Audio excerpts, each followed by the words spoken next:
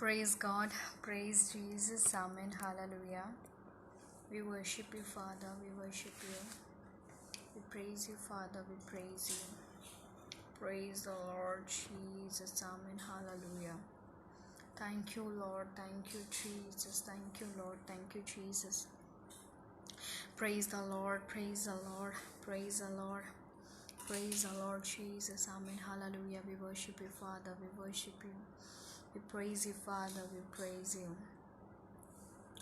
Praise the Lord, praise the Lord, praise the Lord. Praise the Lord, praise the Lord. We worship you, Father, we worship you, we praise you. Praise the Lord Jesus, Amen, Hallelujah. Praise the Lord, praise the Lord. आप सभी लोगों को जय प्रभु यीशु मसीह की मारनाथा and शालोम अलैकुम। मैं आप सभी लोगों का हमारे महान प्रभु यीशु मसीह के मीठे और मधुर नाम में स्वागत करती हूँ। और आज के दिन हम खुदा की नज़दीकी में और खुदा की कृपा, खुदा का प्रेम, खुदा की दया, खुदा की प्रीति जो उसने हम पर प्रकट करी है, ये हम जानेंगे कि कैसे वो हमसे इतना ज़्यादा प्रेम करता है और उसके प्रेम करने के द्वारा हमें क्या प्राप्त हुआ है। तो आइए मैं इस लाइव स्ट्रीम की हम शुरुआत करते हैं और मैं आप सभी लोगों का स्वागत करती हूँ। और सबसे पहले मैं परमेश्वर पिता का धन्यवाद देना चाहती हूँ कि उन्होंने आपको और मुझको यहाँ तक संभाल के लेके आया है, क्योंकि वो यहोवा एबेनेज़र है। और साथ ही मैं आप सभी लोगों का धन्यवाद देती हूँ जो लोग इस लाइव स्ट्रीम में मेरे साथ जुड़ते जा रहे हैं और जुड़ रहे हैं। और साथ ही मैं परमेश्वर पिता को और सभी लोगों को और सारी चीज़ों को इस लाइव स्ट्रीम के लिए, हर एक बातों के लिए धन्यवाद देते हैं। आइए हम शुरुआत करते हैं और वचन में जाने से पहले हम अपनी आंखों को बंद करें, अपने सरों को झुकाएं और हमारा जो मन है जो हमेशा इधर उधर डोलता रहता है, उसे वश में लाकर आइए हम परमेश्वर पिता की ओर लगाते हुए और साथ ही में हम प्रार्थना करते हुए कि परमेश्वर आज अपने वचन के द्वारा हमसे क्या बात करना चाहता है, आज अपने वचन के द्वारा हमें क्या सिखाना चाहता है, अपने वचन के द्वारा हमें क्या बताना चाहता है, वो हमसे क्या बातें करना चाहता है। ये सारी बातें परमेश्वर अपने वचन के द्वारा हमारे साथ करना चाहते हैं, क्योंकि हम जब परमेश्वर से बात करते हैं तो ये खुदा का कलाम है जो हमसे आमने सामने होकर इंटरेक्ट करता है, हमसे बातें करता है, हमारे सिचुएशंस के अकॉर्डिंग हमसे बातें करता है, हमें रिवलेशंस मिलते हैं ना। इसके लिए आज जो परमेश्वर ने अपना वचन दिया है, इस वचन के अनुसार परमेश्वर हमारे जीवन से क्या चाहते हैं, परमेश्वर क्या चाहते हैं कि हम उनके लिए करें, और परमेश्वर हमसे क्या बात करना चाहते हैं, क्या सिखाना चाहते हैं, सारी बातें हमें आज के वचन के द्वारा परमेश्वर पिता बताएं। इसी के लिए आइए हम प्रार्थना करते हैं, प्रार्थना में जाते हैं और प्रार्थना में जाके परमेश्वर से मांगते हैं और एक मन होके, एक चित होके और एक विषय के लिए आइए हम समल की दुआ करते हैं। मेरे महान सर्वशक्तिमान पिता परमेश्वर प्रभु जी, राजाओं के राजा, देवादि देवन, स्तुतियों के परमेश्वर केवल आप है। मेरे पिता परमेश्वर प्रभु जी, आज के दिन के लिए आपका कोटि कोटि धन्यवाद देते हैं, क्योंकि प्रभु जी आप उस महिमा के योग्य परमेश्वर हैं, क्योंकि मेरे पिता परमेश्वर आप स्वर्ग में नीलम के सिंहासन पर विराजमान मेरे महान परमेश्वर हैं। ओ जिनके सिंहासन के चारों ओर जो अग्नि में ज्वाला है, इतनी ऊंची ऊंची लपटें होती हैं कि जो अपने स्वर्गदूतों से भी कहता है कि तुम भी इतने पवित्र नहीं हो कि तुम मेरे निकट आ सको, क्योंकि हमारा परमेश्वर महापवित्र परमेश्वर है। ऐसे सर्वशक्तिमान परमेश्वर की हम स्तुति, प्रशंसा, महिमा, आराधना करते हैं। मेरे महान पिता परमेश्वर प्रभु जी, आप आदर के योग्य, आप महिमा के योग्य, आप स्तुति के योग्य, प्रशंसा के योग्य, तारीफ के योग्य, जलाल के योग्य, आराधना के योग्य परमेश्वर केवल और केवल आप हैं। मेरे पिता परमेश्वर, हर एक बातों के लिए आपका कोटि कोटि धन्यवाद देते हैं, हर एक चीज़ों के लिए आपका धन्यवाद देते हैं, चलती हुई सांसों के लिए, दौड़ते हुए लहू के लिए हम आपका धन्यवाद देते हैं। मेरे पिता परमेश्वर, इस रात्रि काल आपने हम सबको संभाला, प्रभात हम देख सके, परमेश्वर को स्तुति में साथ हम दोबारा उठ सके, आपका धन्यवाद देते हैं। भोर को अपनी करुणा से आपने हमको तृप्त किया, धन्यवाद देते हैं। मेरे पिता परमेश्वर प्रभु जी, वचन कहता है कि हर भोर आपकी करुणा नई हो जाती है, तो हर भोर जब आपकी करुणा नई हो जाती, इस नई करुणा में आपने मुझे प्रवेश करने का अवसर दिया, हम सबको प्रवेश करने का अवसर दिया, आपका धन्यवाद देते हैं। मेरे पिता परमेश्वर प्रभु जी, हम आपसे क्या मांगे? हमारे मांगने से पहले आप सब कुछ जानने वाले परमेश्वर हो। मेरे पिता परमेश्वर प्रभु जी, आज आपके सिंहासन के निकट आते हैं। देह प्राण आत्मा शरीर सोच विचार मनों के द्वारा जो कुछ भी हमने पाप अपराध किए होने देना कि मेमने के पवित्र पाक लहू से हमें धोकर शुद्ध कर दे, ताकि हम आपके सिंहासन के निकट ही आपके साथ आ सकें। क्योंकि आपका वचन कहता है कि मेमने का लहू, प्रभु यीशु मसीह का वो पवित्र लहू हमारे सारे पापों और अधर्मों से क्षमा करने में विश्वास योग्य है। और इस बात पे हम अंगीकार करते हैं, इस बात पे हम विश्वास करते हैं, इस बात पर हम ईमान लाते हैं कि बिल्कुल प्रभु यीशु मसीह के उस पवित्र पाक लहू पर विश्वास करने के द्वारा हमारे सारे अपराध और पाप धुल जाते हैं, यीशु मसीह के नाम से धुल जाते हैं। प्रभु जी धन्यवाद देते हैं मेरे पिता परमेश्वर इस प्योरिफिकेशन के लिए, सैंटिफिकेशन के लिए, हमारे प्रभु यीशु मसीह के लहू के द्वारा। मेरे पिता परमेश्वर आपके सिंहासन के निकट आते हैं, प्रार्थना निवेदन करते हैं। प्रभु जी आज के वचन के द्वारा आप हमसे बात करें, आज के वचन के द्वारा आप हमें सिखाएं, आज के वचन के द्वारा हमें स्पिरिचुअल लाइफ में अपलिफ्ट कीजिए।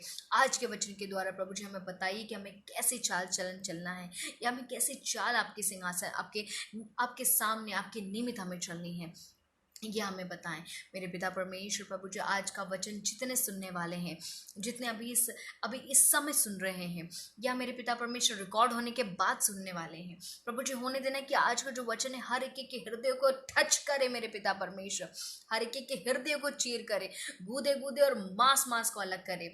और मेरे पिता परमेश्वर हर एक व्यक्ति अंगीकार करे आपके प्रेम को, आपकी कृपा को, आपकी प्रीति को, आपकी भलाई को, और उससे ज़्यादा, कहीं ज़्यादा बढ़कर वो जो अगम्य प्रेम और इटर्नल लाइफ है प्रभु जी जो आपने उनके लिए रखा है, उस बात का वो अंगीकार करे कि प्रभु यीशु मसीह के लहू के द्वारा, उस कुर्बानी के द्वारा हमें सब कुछ मिल गया, हमारे परमेश्वर पिता ने दिया।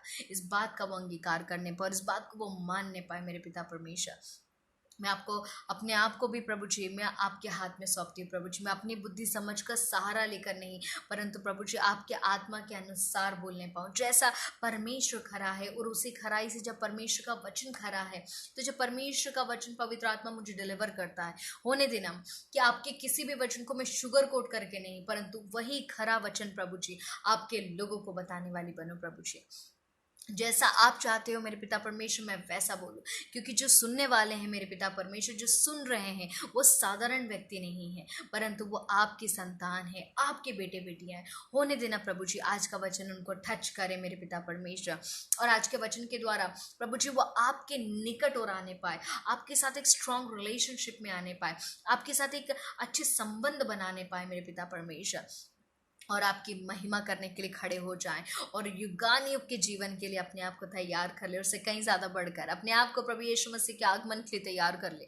क्योंकि जहाँ हम रह रहे हैं ये हमें, हमारे हमेशा का घर नहीं है ये, परंतु हमें इस घर को छोड़ के जाना है, उस एटर्नल जगह जाना है जो हमारे लिए आप तैयार करने के लिए गए हो। प्रभु यीशु मसीह वचन कहता है कि मैं तुम्हारे लिए जगह तैयार करने जाता हूँ, तो वो जगह तैयार जो करने गए हमें वहाँ जाना है। इस बात के लिए प्रभु जी हमें तैयार करना कि हम जब तक पृथ्वी पे हैं थोड़े समय के लिए, वो थोड़े समय में मेरे पिता परमेश्वर हम संसार पे मन लगाने के बजाय आप पर मन लगाएं।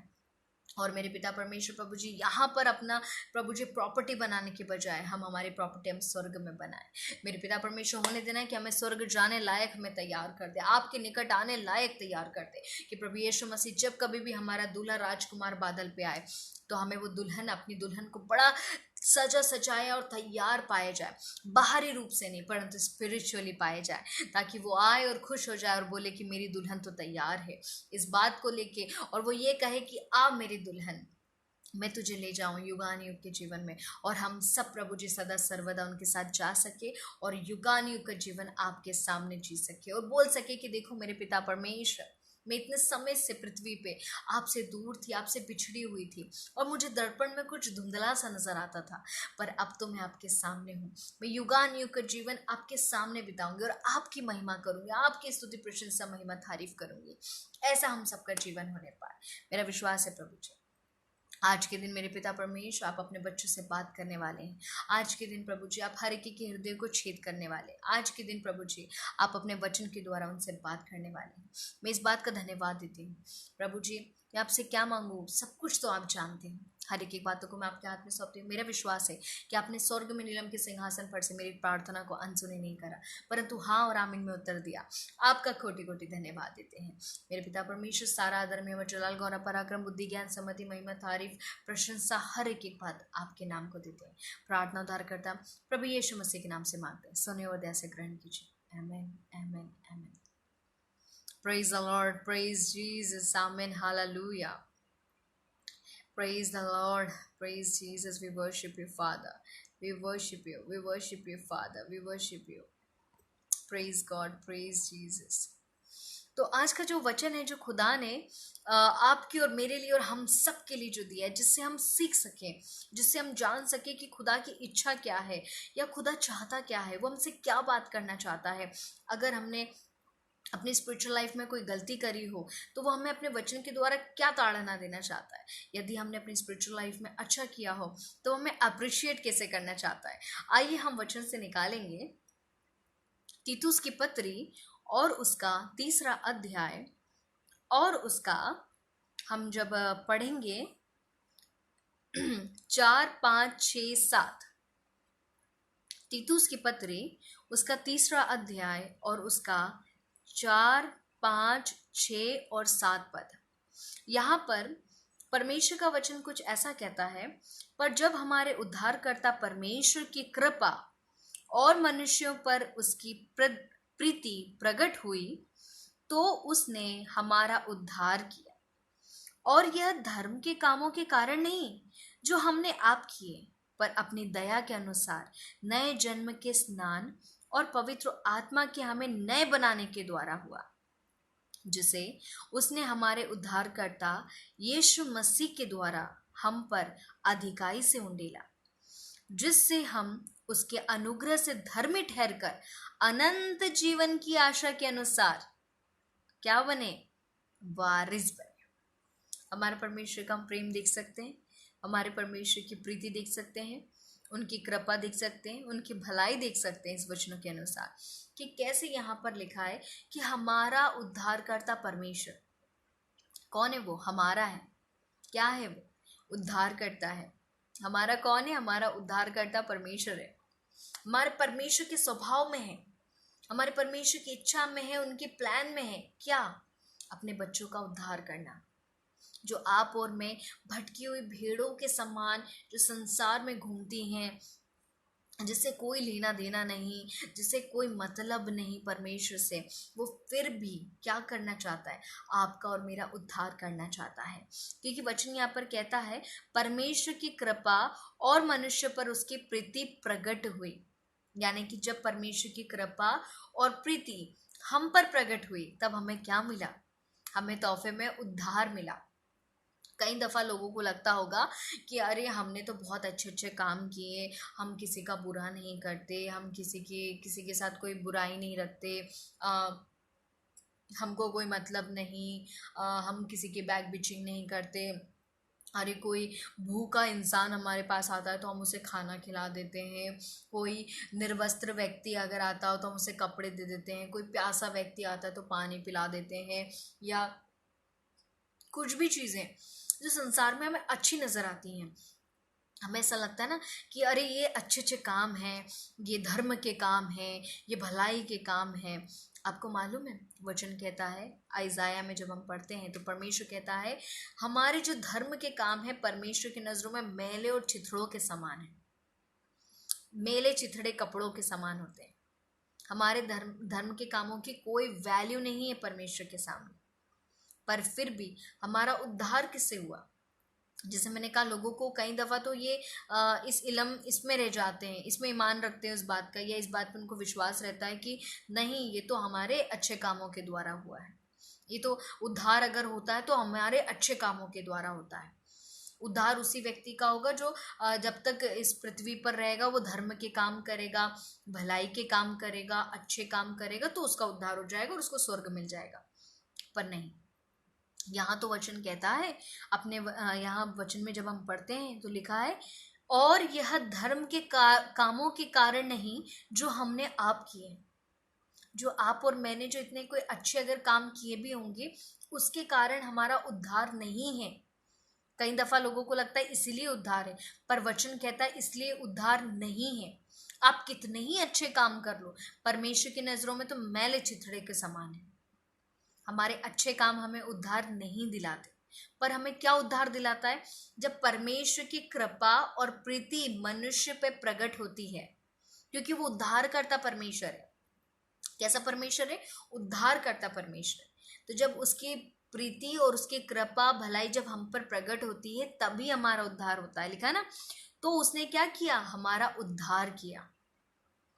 क्या किया? हमारा उद्धार किया। अब आगे लिखा है, पर अपने दया के अनुसार नए जन्म के स्नान और पवित्र आत्मा के हमें नए बनाने के द्वारा हुआ। कैसे हुआ? अपनी दया के अनुसार। ये परमेश्वर की दया है हमारे ऊपर, जिसे आगे क्या बोलते हैं? कृपा और प्रीति। तो यहां लिखा है ये परमेश्वर की दया है हमारे ऊपर। ये दया के अनुसार हो रहा है। क्या? नए जन्म के स्नान से, बैप्टिज्म से, और पवित्र आत्मा के नए बनाने के द्वारा। तो जब पवित्र आत्मा को हम रिसीव करते हैं, जब हम कैसे होता है? जब हम बैप्टिज्म लेते हैं और पवित्र आत्मा को रिसीव करते हैं, तो हमारी लाइफ क्या पहले की जैसे हो जाती है? पहले की जैसे हम लगने लगते हैं। जैसे हम लोग आज रहते हैं, वैसे ही बैप्टिज्म और पवित्र आत्मा को प्राप्त करने के बाद हम भी, हमारा जीवन वैसा होता है? नहीं, नहीं मेरे प्रिय भाई बहन। यदि आपने मसीह को स्वीकार किया है, यदि आपने बैप्टिज्म लिया है, और यदि आप पवित्र आत्मा पाए हुए लोग हो, आपकी जिंदगी पहले के जैसे नहीं हो सकती। Your life will never be the same. नहीं हो सकती। क्यों? क्योंकि आप पहले संसार के थे। किसके थे? संसार के थे। संसार के अभिलाषाओं में थे, संसार की इच्छाओं में थे, संसार की जो डिजायर्स थे उसमें थे, संसार के वैभव में थे, संसार के ऐश्वर्य में थे। जो चीज आपको संसार का नजर आता है, उसमें आप लोग थे और उसमें आप पाए जाते थे। पर अब जितने लोग, कई दफा हम देखते हैं कि कई लोग मसीह को एक्सेप्ट तो कर लेते हैं, पर उनकी जिंदगी पहले की जैसी होती, पहले की जैसी होती। पर मैंने ऐसे भी कई लोगों को देखा है जिन्होंने मसीह को एक्सेप्ट करा और उनकी जिंदगी ऊपर से नीचे, नीचे से ऊपर पूरी बदल गई। क्यों? कैसे? क्योंकि लिखा है पवित्र आत्मा के हमें नए बनाने के द्वारा। जब हम पवित्र आत्मा रिसीव करते तो वो हमें नया बनाता है, हमें अंदर से नया बनाता है, हमें बाहर से नया बनाता है, हमें मेंटली नया बनाता है, इमोशनली नया बनाता है। पवित्र आत्मा का काम क्या है? पवित्र आत्मा का काम है हमें नया बनाने का, हमारी पहले की जिंदगी से हमें छुटकारा देकर नया बना। पहले हम कैसे थे वैसे नहीं, आज हमको नया बनाने का। क्योंकि वो पुरानी चीज, वो गंदी मैली कुचीली चीज स्वर्ग राज्य में नहीं जा सकती, स्वर्ग राज्य में वास नहीं कर सकती, स्वर्ग राज्य में उसका एंट्रेंस नहीं है। इसी के लिए पवित्र आत्मा हमको पवित्र बनाते जाता है। वो हमें नया क्यों बनाता है? क्योंकि हमारे अंदर पुरानी और पिछली जिंदगी की बहुत सारी गंदी बातें हमारे अंदर एग्जिस्ट करती हैं, हमारे अंदर पाई जाती हैं, और हम वो पुरानी गंदी मैली कुचीली आदतें, गंदी जिंदगी को लेके हम आगे नहीं बढ़ सकते। स्पिरिचुअल लाइफ में, स्पिरिचुअल लाइफ में हम कभी भी नहीं आगे बढ़ सकते। इसी के लिए पवित्र आत्मा का काम क्या है? वो जब हम रिसीव करते तो हमको वो नया बना देता है, हमें हर तरीके से नया बनाता है, क्योंकि वो जानता है अच्छी नई पवित्र सिद्ध चीज ही स्वर्ग राज्य में प्रवेश करेगी। वचन में परमेश्वर क्या बोलता है? तुम्हारा बुलाने वाला पवित्र है, इसलिए तुम भी पवित्र बनो। यानी कि हमारा जो परमेश्वर जो पवित्र है वो स्वर्ग में विराजमान है। स्वर्ग क्या? बड़ी पवित्र जगह है, बहुत सुंदर जगह, बहुत पवित्र जगह है। वहां हमारा परमेश्वर वास करता है। तो पवित्र आत्मा भी क्या है? पवित्र आत्मा है। वो आत्मा भी है, पर आत्मा में पवित्र आत्मा है। वो उसमें भी किसी भी प्रकार की कमी नहीं पाई जाती, कोई कमी घटी नहीं होती, इसलिए वो पवित्र आत्मा है। वो परमेश्वर का आत्मा है। कौन है वो? वो परमेश्वर का आत्मा है, इसलिए वो पवित्र आत्मा है। और पवित्र आत्मा वो परमेश्वर का आत्मा जिसमें कोई कमी घटी नहीं है, जो बहुत परफेक्ट है, जो बहुत अच्छा है, वो जब हमारे अंदर आता है, हम जब उसे रिसीव करते, तो आपको क्या लगता है हमारी जिंदगी कैसी होगी? गंदी होगी, शराब के नशे में होगी, ड्रग्स के नशे में होगी, सिगरेट के नशे में होगी, पान तंबाकू के नशे में होगी, उनके खाने में होगी, संसार की रीति के अनुसार उल्टे सीधे गलत गलत कपड़े पहनने की रीति में होगी, खूब सारा संसार का अभिलाषा को लेकर वाली जिंदगी होगी, खूब सारा संसार का वैभव को लेकर जीने वाली जिंदगी होगी। आपको ऐसा लगता है संसार के अभिलाषाओं वाली जिंदगी होगी, संसार की इच्छाओं वाली जिंदगी होगी? नहीं मेरे प्रिय भाई बहन, नहीं। जब पवित्र आत्मा हमारे अंदर आता है तो वो हमें पवित्र बनाने का काम करता है। और पवित्र क्या है? संसार से जुड़ी हुई हर एक एक चीज हमारे अंदर हमको अपवित्र कर देती है। पर जब पवित्र आत्मा हमारे अंदर आता है तो वो हमें हमारे संसार की सारी अभिलाषा, सारी इच्छा, सारी गंदगी को हमारे अंदर से निकाल कर फेंक देता है। क्या कर देता है? फेंक देता है। और फेंक के क्या करता है?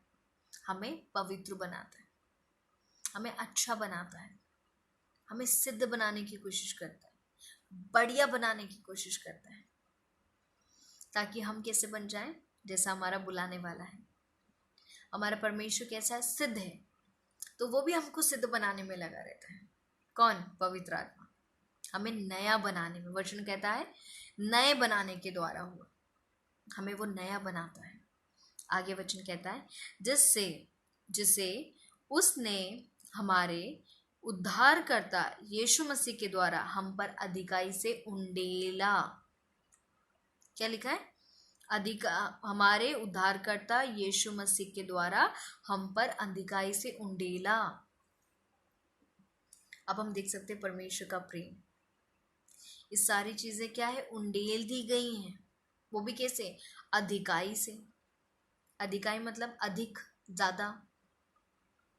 कम नहीं उंडेला, थोड़ा नहीं उंडेला, 50% नहीं उंडेला, 75% नहीं उंडेला, अधिकाई से उंडेला है।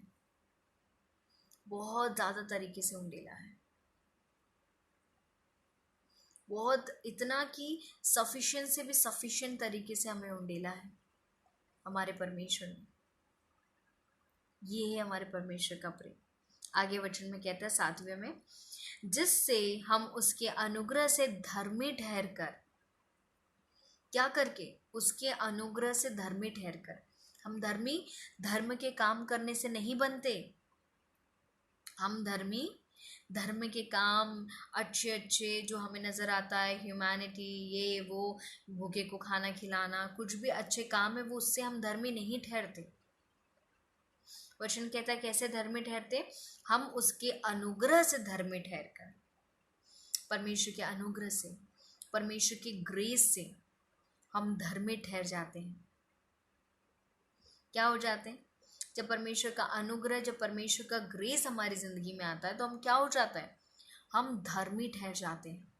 आगे लिखा है, धर्मी ठहर कर अनंत जीवन की आशा के अनुसार वारिस बने। प्रेज गॉड, हालेलुया, आमेन, प्रेज जीसस। वचन क्या कहता है? अनंत जीवन की आशा के अनुसार वारिस बने। ओ हालेलुया। अब परमेश्वर का प्रेम इससे ज्यादा बढ़कर हम क्या डिफाइन करेंगे, क्या बताएंगे कि हम पापी लोग जो हम कई दफा हम गलतियां करते हैं, हम कई दफा हम गिर जाते हैं, पर वचन कहता है हमें वो अपने अनुग्रह से क्या करता है? धर्मी ठहराता है और अनंत जीवन की आशा के अनुसार वारिस बनाता है। लिखा है अनंत जीवन की आशा के अनुसार वारिस बने, वो अनंत जीवन के लिए। ये हमारा परमेश्वर का प्रेम है। Praise God, praise God, thank you Jesus, we bless your name father. ये हमारा परमेश्वर का प्रेम है और मैं आज आप सब लोगों को ये चीज बताना चाहती हूँ, हमें वो वारिस बनाने के लिए बुला रहा है, हमें अनंत जीवन जीने के लिए बुला रहा है, एक इटर्नल लाइफ जीने के लिए बुला रहा है। पर आज हम कहाँ हैं?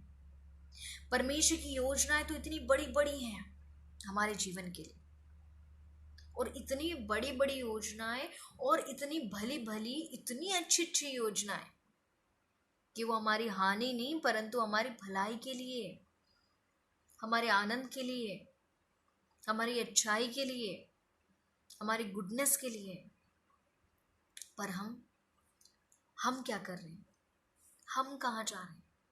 हम क्या कर रहे हैं? हमसे क्या हो रहा है?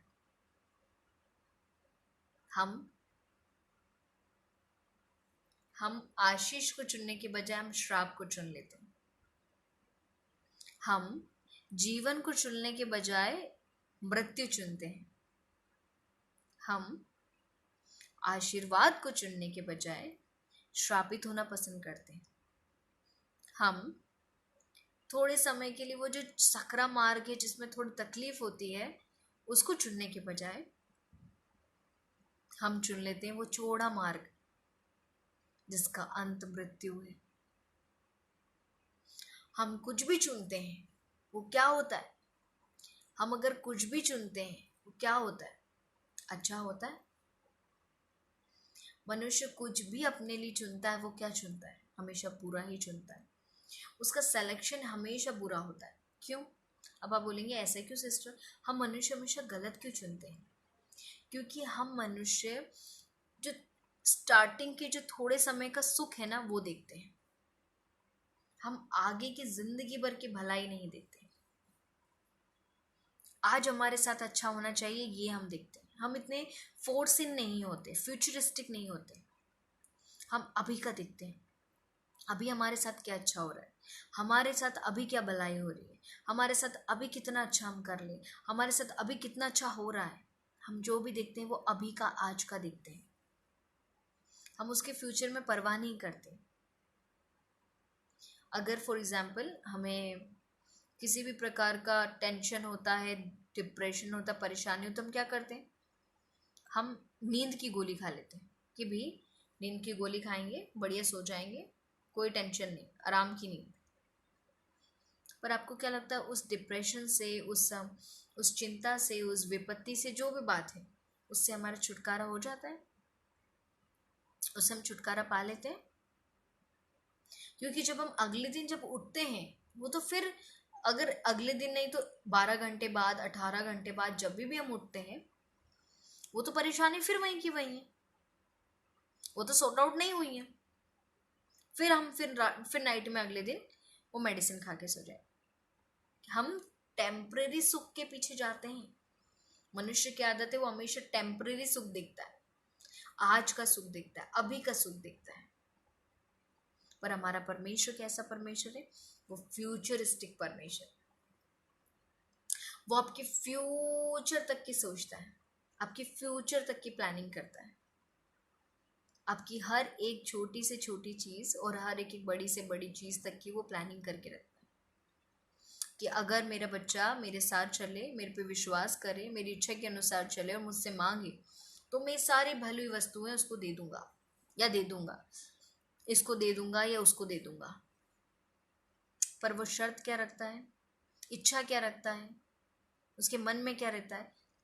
कि मेरा बच्चा मेरे पास आ जाए, मेरा जो बच्चा है वो मेरे पास आ जाए, बस फिर मैं सारी अच्छी अच्छी चीजें मेरे बच्चे को दे दूंगा। पर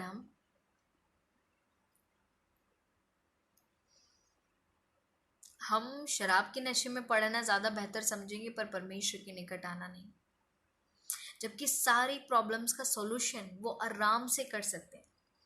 मनुष्य से कोई भी चीज संभव नहीं है परंतु परमेश्वर से सब कुछ संभव है और वो करता भी है।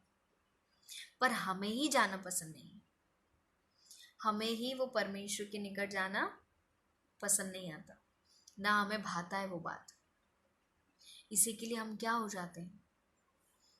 परमेश्वर से दूर हो जाते हैं,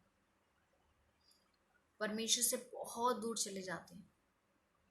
और जो परमेश्वर नहीं चाहता, परमेश्वर यहाँ पे क्या चाहता है? तुम्हें अनंत जीवन देना चाहता है, अनंत जीवन की आशा के अनुसार तुम्हें वारिस बनाना चाहता है। आप वारिस, आप स्वर्ग राज के वारिस होने के लिए बुलाए गए हो। आप अनंत जीवन जीने के लिए बुलाए गए हो। आप जीवन पाने के लिए, बहुत आयत का जीवन पाने के लिए आप बुलाए गए हो। पर हम क्या चुनाव करते हैं, या हम क्या इस वचन पे विश्वास कर पाते हैं कि हमारा परमेश्वर क्या चाहता है हमसे, हमारे परमेश्वर की इच्छा क्या है हमसे। आज इस वचन के अनुसार परमेश्वर आपसे बात करना चाहते हैं। परमेश्वर आपसे बात कर रहा है, आपको अपनी बातें सुना रहा है, अपने दिल का हाल आपके साथ शेयर करना चाहते हैं, अपने प्लान्स आपके साथ शेयर करना चाहते हैं, अपनी इच्छाएं आपके साथ शेयर करना चाहते हैं, अपनी योजनाएं आपके साथ शेयर करना चाहते हैं।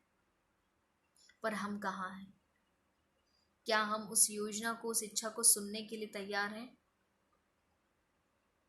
उस उन बातों को कान लगाने के लिए क्या हम तैयार हैं? नहीं। क्यों? क्योंकि हम संसार की अभिलाषा, संसार की इच्छा में, संसार की चीज़ों से रिलेटेड हर एक चीज़ से हम इतना ज़्यादा लिप्त हो गए हैं कि वो हमसे नहीं हो पाता। परमेश्वर के निकट आना नहीं हो पाता, परमेश्वर की इच्छा के अनुसार चलना नहीं हो पाता। हमें कुछ भी हो, हमसे वो नहीं हो पाता। यही कारण है कि कई सारी आत्माएं भटक जाती हैं। वचन कहता है, मेरे ज्ञान के ना होने से मेरी प्रजा नाश हो जाती है। इसी के लिए कई सारे लोग नाश हो जाते हैं। लोग सोचते हैं कि अरे हम क्यों नाश हो रहे हैं, हमारी जिंदगी में इतनी विपत्तियां क्यों आ रही है? क्योंकि हम हमारे कान नहीं लगाते, हम हमारा मन नहीं लगाते, हमारी हमारे सोच, हमारा दिमाग नहीं लगाते। कहाँ? परमेश्वर की ओर हम नहीं लगाना पसंद करते, हमारी इच्छा में नहीं होता वो, हमारी समझ में नहीं होता वो। इसी के लिए हम भटक जाते हैं, नाश हो जाते हैं, विपत्तियों में पड़ते हैं, मुसीबतों में पड़ते हैं। परमेश्वर आपसे बात करना चाहता है। आज परमेश्वर आपसे बात कर रहा है, आज अपनी इच्छा आप पर प्रकट कर रहा है कि मेरे बेटा, मेरी बेटी, मैं तुझे जीवन देना चाहता हूँ और बहुत तायत का जीवन देना चाहता हूँ। मैं क्या करना चाहता हूँ? तुझे अनंत जीवन का वारिस होने के लिए बुलाया हूँ। किसका? अनंत जीवन का। वो आपको और मुझको अनंत जीवन देना चाहता है और बहुत आयत का जीवन देना चाहता है। और यही आज हर एक की जिंदगी में ज़रूरत भी यही है। हम हर एक व्यक्ति की ज़रूरत क्या है? यही है ना, कि हम जीवन पाए और बहुत आयत का जीवन पाए। पर हम इसके बजाय क्या जा रहे हैं? हमारी जिंदगियों को हम छोटी करते जा रहे हैं। जो लाइफ स्पैन है हमारी, उसको हम छोटी करते जा रहे हैं। हमारी लाइफ स्पैन को हम ख़त्म करते जा रहे हैं, उस कीचड़ में, उस दलदल में, उस कीच में। और अगर हमारा परमेश्वर हाथ बढ़ा के हमें उठाना भी चाहता है, तो भी हमें वो कीचड़ और वो दलदल इतना पसंद आता है कि हम आना नहीं चाहते। पर आज परमेश्वर आपसे बात कर रहा है, आज परमेश्वर आपसे बोल रहा है। क्या? यही कि क्या अनंत जीवन की आशा के अनुसार वारिस बनोगे? आज एक सवाल, क्वेश्चन मार्क। जो परमेश्वर की इच्छा है, पर वो आपके सामने एक चुनाव रखना चाहता है, यही कि जिससे हम उसके अनुग्रह से धर्मी ठहरकर, कि क्या हम परमेश्वर के अनुग्रह से धर्मी ठहरना चाहते हैं? अपने अच्छे अच्छे कामों के द्वारा नहीं। आपके काम मत गिनाइए परमेश्वर के सामने कि कितने अच्छे काम आपने किए, या आप कितना अच्छा कर सकते हैं, या आप कितना अच्छा करते हैं, जो भी है। आप अपने काम मत गिनाइए परमेश्वर के सामने। वचन कहता हम उसके अनुग्रह से धर्मी ठहरते हैं। आज परमेश्वर ये आपसे पूछना चाहता है, क्या आप उसके अनुग्रह से धर्मी ठहरना चाहते हैं? धर्मी ठहरने के लिए तैयार हैं? अपने आप को वैसा जीवन जीने के लिए अब तैयार हैं कि उसके अनुग्रह में आप पहले चलें? ऐसे उसके अनुग्रह से धर्मी नहीं ठहराया जाता, उसके लिए आपको उनके साथ होना पड़ता है। उनके साथ चलना पड़ता है। और जब उनका अनुग्रह आप पर प्रकट होगा, आप धर्मी ठहरेंगे।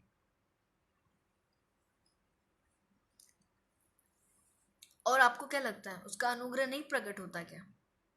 हम सोचिए, इतनी सारी गलतियां करते, इतने सारे पाप करते, इतना सब कुछ करते, तो भी उसके अनुग्रह की दृष्टि हम पर बनी रहती है, ये सोच के कि मेरा बेटा आज नहीं तो कल, कल नहीं तो परसों आ जाएगा लौट कर। और जब आएगा तो मैं क्या करूँगा, उसे धर्मी ठहराऊंगा, अपने अनुग्रह से उसे धर्मी ठहराऊंगा। और क्या कहता है, अनंत जीवन की आशा के अनुसार वारिस बनाऊंगा। उस अनंत जीवन, एटर्नल लाइफ आपके लिए तैयार है। एटर्नल लाइफ वो आपको देना चाहता है, ताकि आप वारिस बने। और आप वारिस कहाँ के बने? ऐसे साधारण चीज़ों के, ऐसे एक दो गाड़ियों की, एक बंगलों की, ये सारी चीज़ें जो पृथ्वी पे हैं और जो कि विनाश हो जाएंगी, खराब हो जाएंगी, एक दिन बिगड़ना है, इन सारी चीज़ों की नहीं। आपको वो वारिस बनाना चाहता है जो हमेशा स्थायी है, जो हमेशा स्थायी, जो कभी, जहाँ पे चोर चोरी नहीं कर सकता, जहाँ पर उसका सेंध नहीं लग सकता, जहाँ पर कुछ भी खराब नहीं हो सकता। इस पृथ्वी पे तो आप कुछ भी रखेंगे, कोई नेचुरल डिजास्टर में खराब हो जाना है, नहीं तो कोई चोरी हो जानी है, कुछ भी हो जाना है, पर वहां कुछ भी नहीं हो सकता, वहां कुछ भी नहीं होगा। उस चीज का आपको वारिस बनाना चाहता है, उस चीज का आपको हमेशा हमेशा पूरा पूरा देना चाहता है। आपको पृथ्वी पे कोई भी इंसान किसी चीज का वारिस नहीं बनाएगा। अगर आपके मॉम डैड ने कुछ रखा है तो वो आपको बनाए तो बनाए, बाकी कोई दूसरा व्यक्ति आपको नहीं बनाएगा। पर परमेश्वर आपसे इतना प्यार करता है कि वो हमको स्वर्गराज का वारिस बनाना चाहता है, वो हमको अनंत जीवन का वारिस बनाना चाहता है। और ऐसा जीवन जहाँ पे ना रोना है, ना दांत पीसना है, ना कुड़कुड़ाना है। मेरे प्रिय भाई बहनों, आज इस वचन के अनुसार आप परमेश्वर के निकट आए। आज इस वचन के अनुसार आप अपने पापों का अंगीकार करें। आज इस वचन के अनुसार यदि आप में से किसी को टच किया हो ये वचन, तो आप अपने घुटनों पे जाएं, अपना दरवाज़ा बंद करें, घुटनों पे जाएं और परमेश्वर सामने अपने पापों का अंगीकार करें। वचन कहता है साम्स 85 का 6 में कि क्योंकि हे प्रभु तू भला और क्षमा करने वाला है। हमारा परमेश्वर भला और क्षमा करने वाला है। इसी के लिए आज हमें ज़रूरत है किस बात की? अपने घुटनों पे आके अपने सारे पापों का अंगीकार करने की। और हमारा जो उद्धार करता प्रभु यीशु मसीह है, जो परमेश्वर की योजना के अनुसार इस पृथ्वी पर आया और उसने अपने आप को कुर्बान कर दिया, बलिदान कर दिया। क्यों? ताकि आप उद्धार पाएं, आप अनंत जीवन पाएं, आप धर्मी ठहराए जाएं और बहुत आयत का जीवन आपको मिले। उस क्रूस पर विश्वास करके अपने पापों का अंगीकार करें और विश्वास करें कि उस क्रूस पर आपके सारे पाप धुल चुके हैं। अब आप आपके नहीं हो। अब आपको नए जीवन के स्नान के बाद पवित्र आत्मा के द्वारा आप नया जीवन आपने प्राप्त किया है। अब आप पुरानी सी चाल चलन नहीं चल सकते। अब पुराना सा जीवन आप नहीं जी सकते। पुरानी सी आपकी इच्छाएं नहीं हो सकती। पुराना सा मनुष्यत्व आपका नहीं हो सकता। पुराने से सोच विचार आपके नहीं हो सकते।